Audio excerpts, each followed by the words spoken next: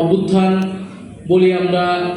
জুলাইয়ের যে আন্দোলন শুরু হয়েছিল মূলত কর্মসংস্থানের দাবি থেকে, বাংলাদেশে প্রতি বছর লাখ লাখ তরুণ কর্মবাজারে প্রবেশ করছে যাদের জন্য কর্মসংস্থান নাই, এবং কর্মসংস্থানের দাবি উঠেছিল যখন সমাজে আমরা দেখেছি ক্রমবর্ধমান বৈষম্য, সমাজের অর্থনীতি, সম্পদ, গুটি কয়েক পরিবার, গুটি কয়েক গ্রুপ, সম্পদ পুঞ্জীভূত হয়েছে, কুক্ষিগত হয়েছে কয়েকটি মানুষের কাছে, কয়েকটি পরিবারের কাছে, এবং সেটা হয়েছে রাজনৈতিক সহযোগিতায়।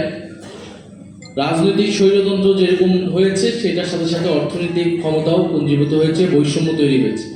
ফলে বিগত 16 বছরে আমরা অনেক অর্থনীতির উন্নয়নের গল্প শুনলেও, আমরা অর্থনৈতিক প্রবৃদ্ধির গল্প শুনলেও সেই অর্থনৈতিক প্রবৃদ্ধির সুবিধাভোগী সমাজের বিস্তৃত মানুষ হয়নি, সমাজের সকল স্তরের মানুষ হয়নি। ফলে সেই যে আমাদের অর্থনৈতিক সমস্যাটা, যেটার মূল সমস্যাটা যেটা বৈষম্য বা অর্থনৈতিক ন্যায় বিচার সমাজে না থাকা, সামাজিক ন্যায় বিচার না থাকা, সেই একই সমস্যাটা এখনো রয়ে গিয়েছে।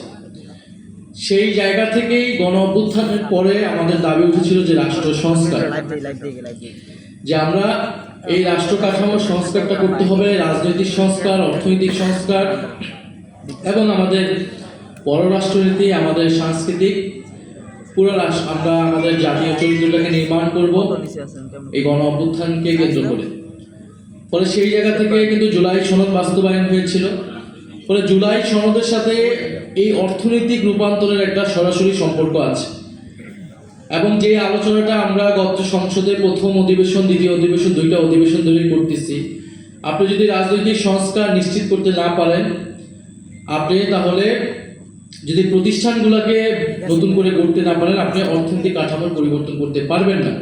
এই অর্থনীতিটা পুরনো অলিগার্কিক সেই একই অর্থনীতিতে থেকে যাবে, যেখানে তরুণ উদ্যোক্তা বলেন আপনার কর্মসংস্থান সৃষ্টি কোনো ধরনের সুযোগই তৈরি হবে না। কিন্তু আমরা দেখলাম দুঃখজনকভাবে এই বর্তমান সরকার গণভোটের রায় বাস্তবায়ন করল না। তারা জুলাই সনদ এখন পর্যন্ত অনিশ্চিত অবস্থায়, কিন্তু তারা বাজেটে অনেক সুন্দর সুন্দর কথা বলল, এসিবির পক্ষে কথা বলল, অর্থনৈতিক গণতন্ত্রের কথা বলল, এবং কর্মসংস্থান সৃষ্টির কথা বলল। তারা 18 মাসে 1 কোটি কর্মসংস্থানের লক্ষ্য নিয়েছে, এবং 4 মাসে সেটার আমরা কোনো আপডেট পাইনি।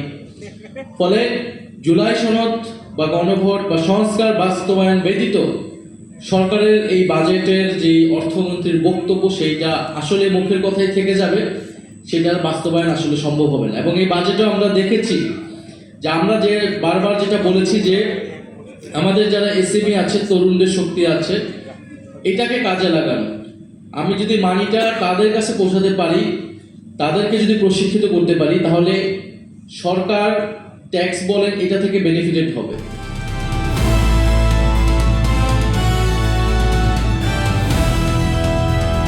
দিনাজপুর টিভি, মানুষের জীবনের কথা বলে।